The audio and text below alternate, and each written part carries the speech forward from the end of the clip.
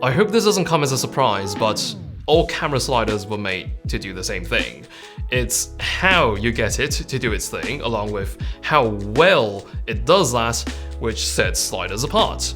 Motorized sliders tend to be fussier in terms of getting them to do their thing, and that's why this Toprig S60 slider from Accsoon is special.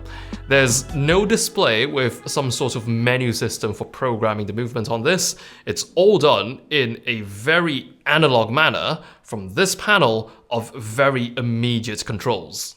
The start or pause button simply begins or holds the movement. The loop button toggles between the cart cycling through the movement once, ending back where it started, or bouncing between the A and B points indefinitely. There's a button for defining the A and B points. Then there's my favorite control of all, a continuously variable analog dial, which controls the speed of the cart's travel. What further contributes to the excellent operability of this interface is the clarity offered by each button's indicators.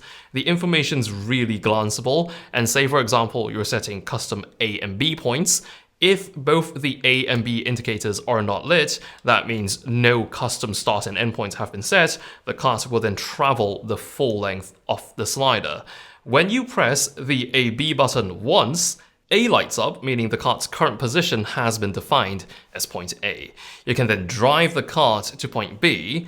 If I'm going for a really precise stopping position, I've learned to use the analog speed knob as almost like a throttle for the cart. Press the A-B button once more and the B indicator lights up, which gives me visual confirmation that I am set.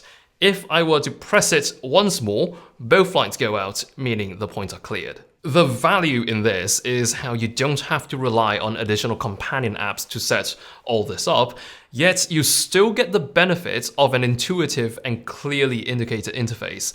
Funny thing is, an app is actually available if you want remote control, but the speed setting must be dialed in physically on the slider itself.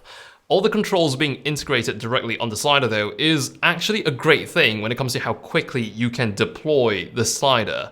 No external modules means you only have to throw on a battery, turn it on, run it one cycle for calibration, and this is ready for showtime.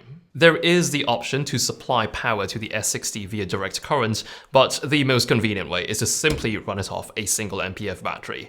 I also very much appreciate that there is a bar of LEDs indicating the remaining battery level, and that indicator is always on and visible. It is so easy to lose track of remaining power, especially on sliders. You then have them dying on you mid-shoot, so this is a feature I'm really happy to have. The horizontal load capacity of the Accsoon Toprig S60 is 4 kilograms.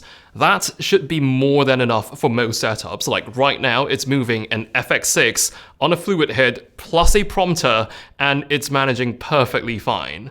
This also has the quietest motor I have ever seen or heard on any slider. It's almost perfectly silent at any speed. You just don't hear from it. You might also notice there's a bit of this tracking parallax movement going on here, which for a shot like this, perhaps an interview, could look really neat and add a lot of value to your production. The Toprig sliders can do this out of the box because they do have one of those guide rails which lets you adjust the amount of pan that gets offset as you move away from the center of the slider. There are very helpful markings which enable you to set this up with more precision compared to most other sliders using this same mechanism. Also, many other sliders I've used which do have one of these panning guide rails tend to have way too much play and wobble around the pan axis, which makes the framing quite inconsistent across repeated takes, as well as the pan movements looking quite jittery. Good news for the Toprig S60 is that Accsoon made it rock solid in this regard. There is no amount of free play in the pan axis, it does not wobble and flex about, it follows its bearing to a T, and the resulting motion is free from jitter.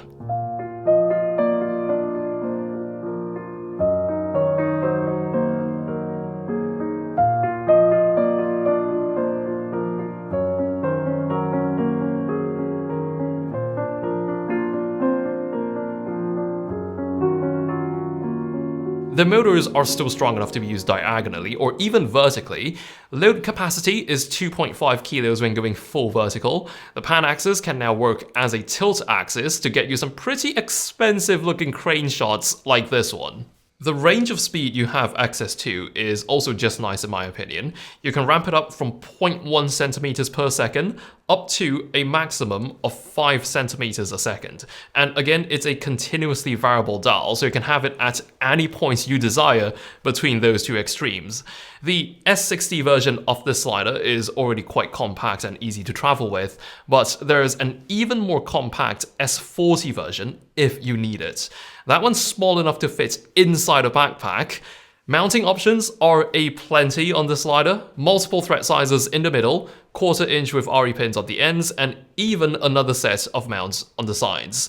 What's super underrated though is the bubble level on top.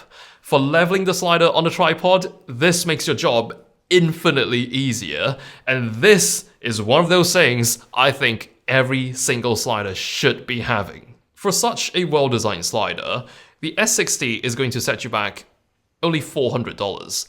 Being motorized and having the ability to do pan movements, it will be quite difficult to find another being offered in this price range with the quality to match. It's an incredibly solid metal build, no wobble on the pan, motors are powerful and silent, then you have your excellently laid out controls. For a brand that did not really have a history of making sliders, this is better than many other sliders in the same price range. I'll leave purchase links below for anyone interested in getting one of these, and I'll be seeing you around.